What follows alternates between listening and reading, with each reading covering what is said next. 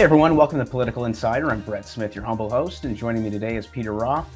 Peter is a veteran Washington, D.C. commentator and columnist who's written for U.S. News, World Report, Newsweek, and many other publications. He now holds fellowships at several public policy organizations, including the Transatlantic Leadership Network. Peter, welcome. Thanks for joining me. Good to be with you, Brett. Let's start off with Trump's announcement.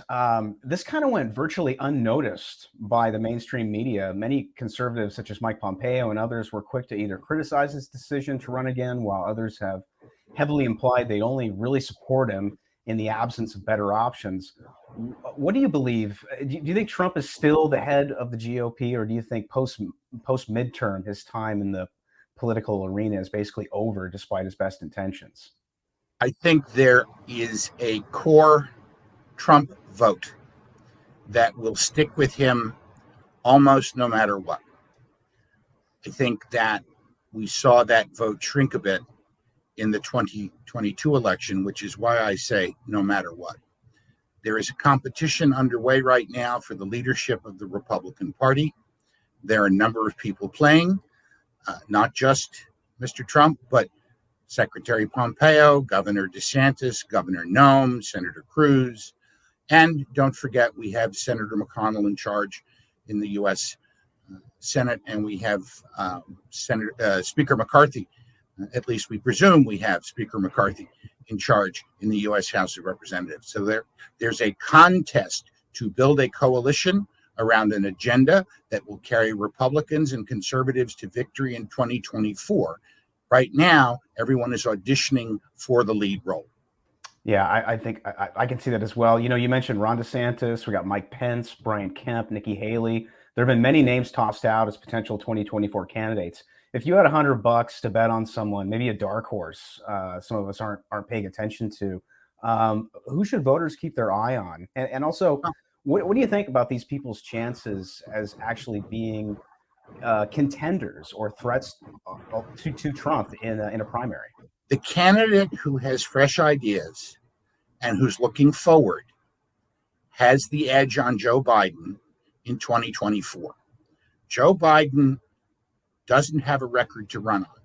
Joe Biden's campaign on behalf of Democrats in 2022 was, you don't want the Trump people back. This is not an endorsement for a second term for sitting president. Having said that, I think that everybody other than Trump who wants to be the Republican nominee understands that to get to the White House, you have to go through Donald Trump. This was not clear to the 31 flavors of Republican candidates seeking the presidency against Trump in 2016. The person who took Trump out in that scenario would have to do it by strapping the dynamite to their chest and hugging Trump, because they would have killed their own chances in destroying what was then the reality TV star, first-time candidate, New York casino owner, real estate developer, who was still developing his political brand. No one was willing to sacrifice their own candidacy to stop Trump. This time, anyone who runs understands that if they want to be the nominee, you got to go through Trump. And people are going to hit him and hit him hard and hit him in ways that he's not used to. And personally, someone who covers politics and talks to people, I think the nicknames and the sharp elbows have outlived their usefulness. You look at Arizona. Kerry Lake decided to run for governor of Arizona as a Trump clone. Not a smart idea in a state that Trump didn't carry 2 years ago, but nonetheless, act like Trump, speak like Trump, focus on Trump issues, be Trumpian. She lost. The Trump model may have come and gone outside of red America. Now, I am not a betting man, but if I had $100, I'd split it up. I'd put some of it on Mike Pence, because when you are the sitting vice president of the United States, you build up a lot of political chits by campaigning for people, helping people raise money, getting doors open. The time to call those chits in are when you decide to run for president. I'd put chits on Kristi Noem because of all the people in the race. She has articulated the best vision of limited government and its necessity in this current era where the regulatory state is out of control. I like that message. I put some money on Mitt Romney. I don't really care for him, but the man wants to be president in the worst possible way, and he thinks he's still young enough to do it. And based upon the age of the presidential candidates 2 years ago, he is young enough. I'd also put some money on Mike Pompeo, and I'd put some money on Nikki Haley. I think there are some other candidates that may emerge. I personally was very high on Pete Ricketts, the outgoing governor of Nebraska, who really was just solid, stable, conservative, reform with a small R government in Nebraska for 8 years. But he looks to be going to the Senate to fill the seat of Ben Sasse, who is going to become the head of the University of Florida. But keep your eye on the successful Republican governors. Chris Sununu in New Hampshire, Kim Reynolds in Iowa, who's become a leader on education choice and who ran so strongly for re-election that she brought in a supermajority in the state legislature, which means she can do an awful lot and lose an awful lot of weak Republicans and still get her positions through. Look at people like that. It's an exciting potential field. But again, they've all got to go through Trump to get to the nomination. We have Ukraine, inflation, the southern border, and rampant crime. These are all still main issues of the day. I think they're still pretty hot issues. What do you think should be at the top of the platform, regardless of who becomes the GOP nominee? Top of the platform has to be getting the economy back on track. I mean, that's what America needs. And I think in 2022, the mistake that the Republicans made that made it hard to impossible for them to make gains in the blue and purple states was to simply say Biden bad, inflation bad, interest rates up bad, high gas prices bad. Everybody knows that, except maybe Joe Biden. What they didn't say is, here's what we're going to do to bring down the price of gasoline. We will send legislation to the president's desk that says all of those regulations that you put in place that killed pipelines and killed the domestic energy industry, so you have to go begging to Saudi Arabia to increase their oil production, gone. More domestic oil production here at home. All the crazy spending, the money that hasn't been spent, we're clawing it back.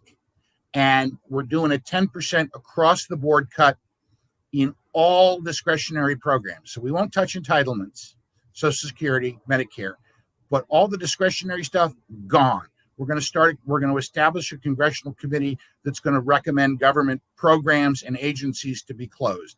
We have got to stop spending money like drunken sailors. The more money you put into the economy, the more inflation you're going to get. This is our plan to fight inflation. This is our plan to fight hunger. This is our plan to fix education. This is our plan to make sure that government bureaucrats can never again, on a whim, at the request of the teachers' unions, close your children's schools for 18 months. This is our agenda. Republicans didn't offer an agenda. They just pointed to the Democrats and said, Democrats bad. Well, you can do that when the supposedly impartial major media is echoing everything you're saying as a political party. But the Democrats are the only ones who get that luxury, not the Republicans. So the Republicans have to do it themselves, and they have to do it through alternative media, and they have to do it through new media, and they have to be smart, and they have to be clever, and they have to have a ground game. A lot of that was missing from the 2022 campaign, where they just thought that they just could stand off to one side and point a finger. And 75% of the country thinks they're headed in the wrong direction, so they're going to vote for us. No, because you didn't explain that voting for you is a turn in the right direction. What Biden said successfully was that voting for them will take you in an even worse direction than we're headed now. They had no response. I wish some of that stuff that you were talking about, those ideas were, were in the commitment to America, that McCarthy rolled out. I thought that was so weak. And I think commitment to America is weak. It should have been a contract with America 2.0 and it Echo was 94. Extremely weak. You're right. It was extremely weak. But it also points to the caliber of candidates that were recruited to run for the U.S. House and even for the U.S. Senate. It was a list of things you could talk about if you had nothing else to say. Yeah. These are the things I'm for. Some of the people that were nominated couldn't even do that. It is in my latest Newsweek column, which is up in the opinion section at newsweek.com.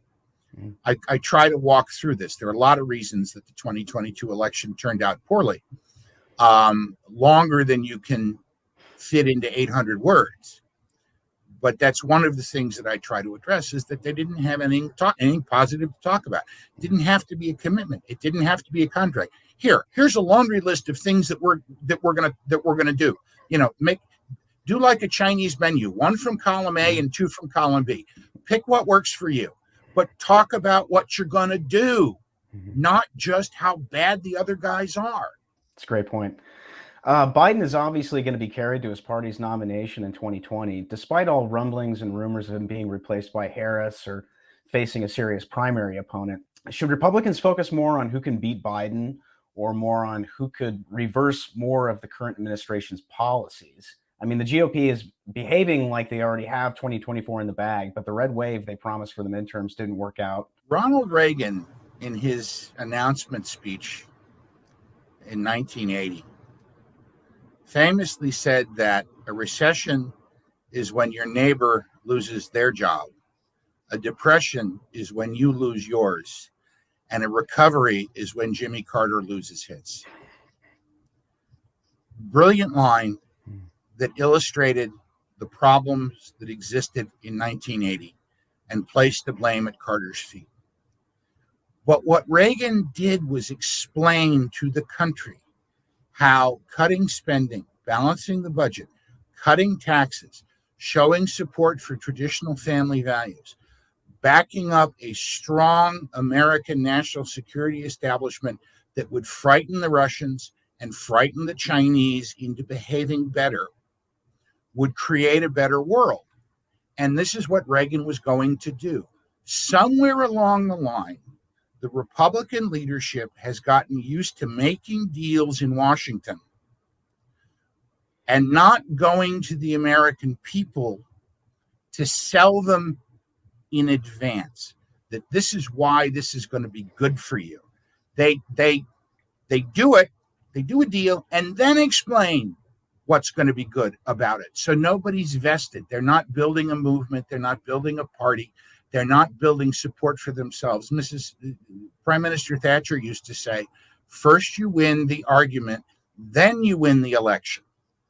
The Republicans want to win the election so they can win the argument. Whether Biden is carried in on somebody's shoulders or on a stretcher, he's probably going to be the nominee in 2024 because he is the least objectionable candidate among Democrats. Kamala is a disaster. Gavin Newsom has thrown in with Biden. Bernie is an almost certain loss. Elizabeth Warren, Pete Buttigieg, yesterday's news, old smelly fish wrapped in paper, ready for the garbage can. And there are no Democrats out there with new ideas, trying new things, who are culturally progressive enough for the coalition that controls the nominating process in the Democratic Party to say this is the replacement for Biden. Now, if Biden dies and Kamala Harris becomes president, I think you're going to have a free-for-all, because even as president, I think she's a weak nominee. But what the Republicans have to do to win in 2024 is what I've said in our conversation thus far. They need to offer the American people what Newt Gingrich used to call an agenda worth voting for. How they will bring inflation under control, what they will do to spur economic growth, what policies they will enact to help get energy prices down, how they will stop the out of control East and West Coast elites from poisoning the minds of children in public schools, how they will make streets safe. They have to have that program. Ronald Reagan ran on the same core ideas in 1966 when he was elected governor of California that he ran on in 1980 when he became the 40th president of the United States. There has to be a there. You can't be a cipher. We don't build you as you go along. This isn't a Hollywood movie like The Candidate with Robert Redford or Bulworth with Warren Beatty or any of the other liberal conceptions of how presidencies and campaigns are made. You have to stand for something. If you don't stand for something, your enemies are going to sit on you. And when you nominate somebody who is in process, you are conceding the battle of ideas. And that is the strongest thing the Republicans have going for them. If you'll notice, the Democrats don't, even with Trump, they don't attack Trump's ideas. They attack Trump personally. And by that, I mean, they don't argue about the border being out of control. They don't argue that tax cuts don't spur growth. They don't have counter. They say Trump has dinner with a neo-Nazi. Trump calls illegal immigrants rapists. Trump uses naughty words and talks about manhandling women. He's a rotten human being. It's not the ideas so much, except for the stuff that strays into the area of white supremacy, which I don't think Trump endorses, but the way he handles it and addresses it when he's called out on it gives me pause. That he doesn't understand it, and he needs to. The politics of personal destruction that the Democrats are so good in is all about understanding that they can't win the debate over the ideas. Right. They have to attack Republicans personally. Mm-hmm. That was leveled at Republicans, I remember in the 90s with Clinton. It was, I think it was Carville. I think they coined that phrase, the politics of personal destruction. Oh, no, it goes back before that. But remember, Carville was the guy that remember, and this is before Me Too, attacked Paula Corbin Jones. Right. And Monica Lewinsky by saying, well, I guess this is what happens when you drag $100 bill through a trailer park. Yeah. The what is it? The slut shaming, that yes, thing. Yeah, that's after Me Too. You can't do that. Yeah. Until the next Democrat gets in trouble with a woman or for reasons involving sex. Yeah. And then it will all come back because the hypocrisy is everybody talks about, the hypocrisy of the conservative candidate who paid for his girlfriend's abortion. Oh, hypocrisy. What about the Democratic candidate that's getting serviced by campaign, the married Democratic candidate who's getting serviced by campaign workers who are subordinate to them in the hierarchy? That's hypocrisy. But because you're willing to protect abortion rights and compulsory unionism, they cut you a break. Yeah. I mean, with Herschel, I always say, it's our converts who turn out to sometimes be our best spokespersons. Andrew Breitbart. I mean, there's lots of them. So it's like with Herschel, I'm kind of like, I don't know why people are getting so crazy about that. But yeah, nobody's asked Reverend Warnock to address the various rumors surrounding his personal private behavior, and nobody's asked Reverend Warnock if he's ever paid for a woman's abortion. I don't even. I think if you're going to make that big a deal out of it as regards Herschel Walker, I think you ought at least to pose the question to Reverend Senator Warnock. you ever pay for a woman's abortion? I presume the answer is no.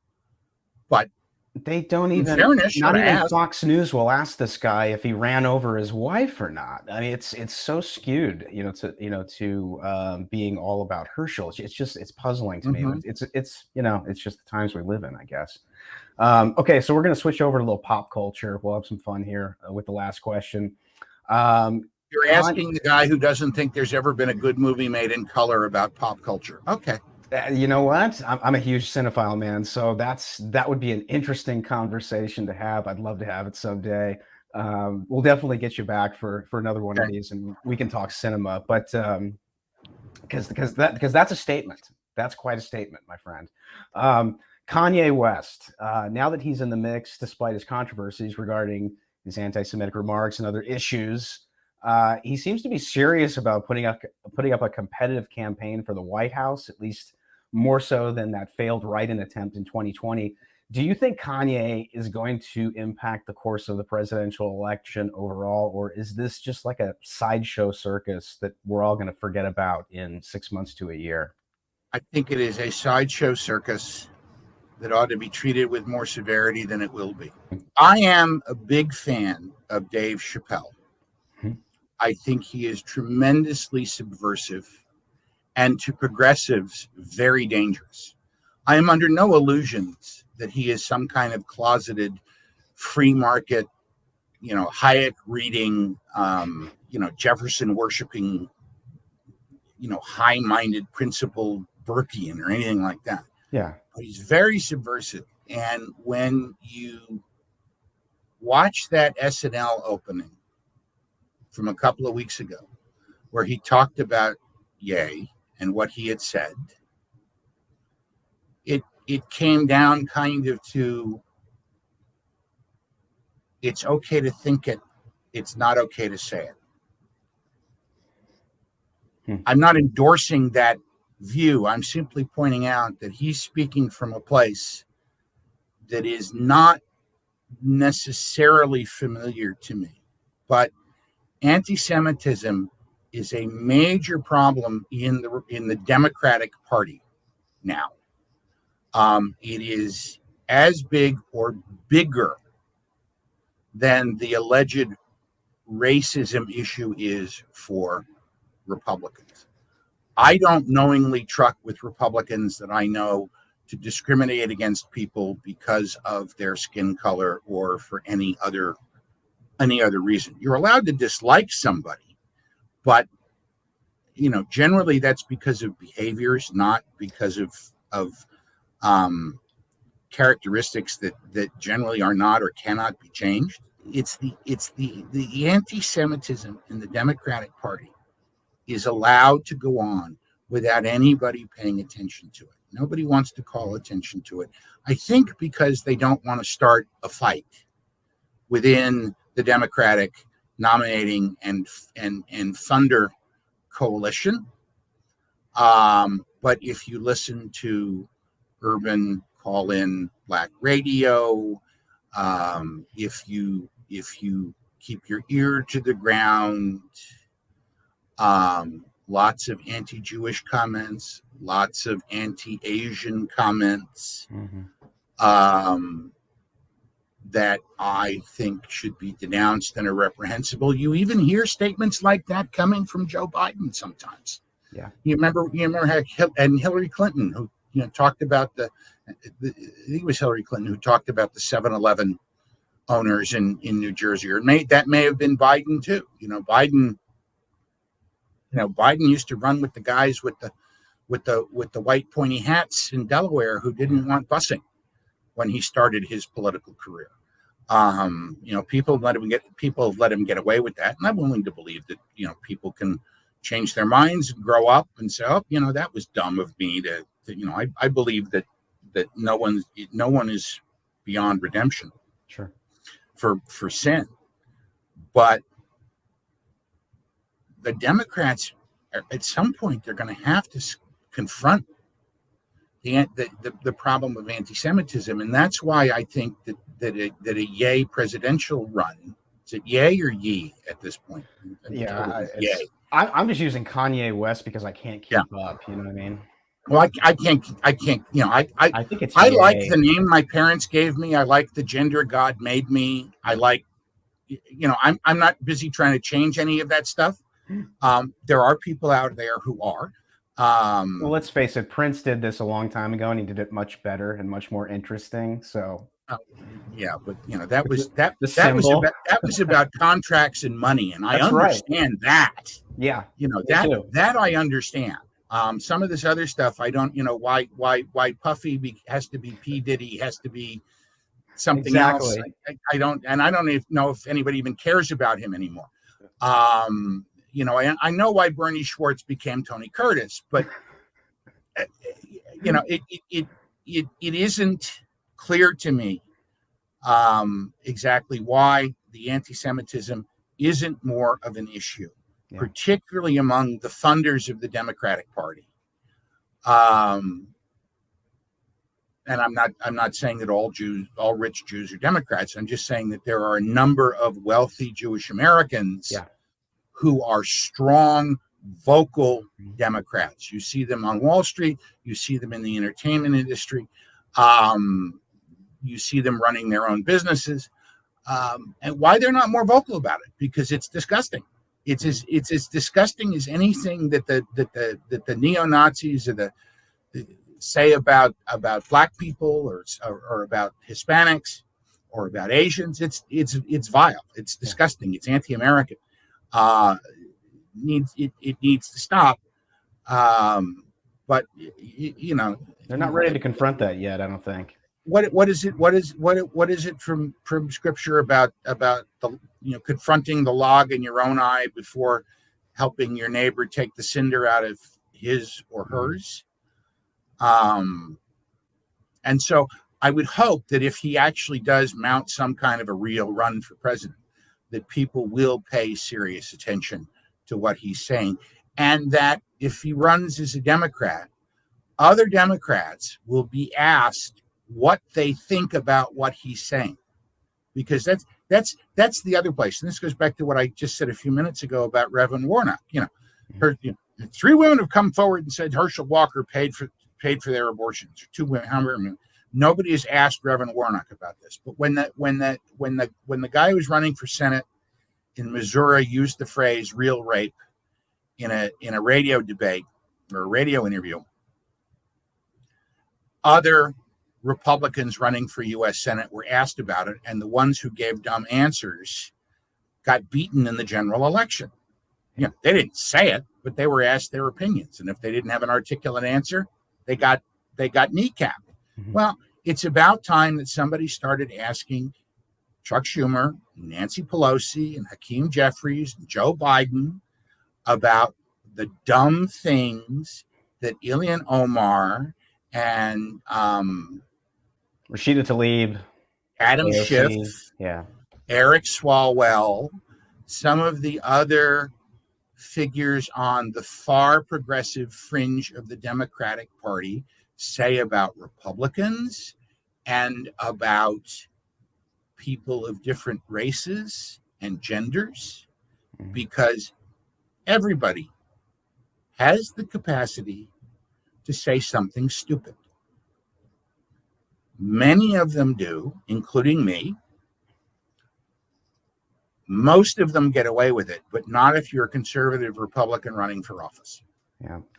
It's been that way my entire life. You're talking about Reagan. That's the guy I grew up with. So I'm a bicentennial baby. And the press has never been fair to Republicans. I watch old Carson, and Johnny really lights into Reagan quite a bit, especially in that first term.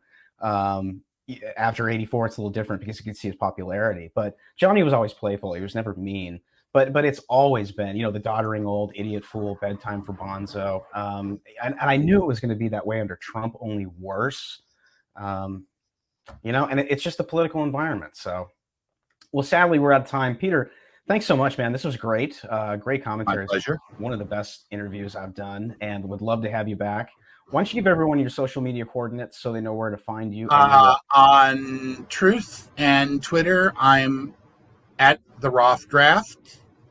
And I'm just Peter Roff on Facebook, and that's about all the social media I do. But you can read me once a month on Newsweek.com. And you can check the magic Google machine to see where my other articles appear. Fantastic. All right. Okay. Well, thanks so much, and we'll have you back. Thank you.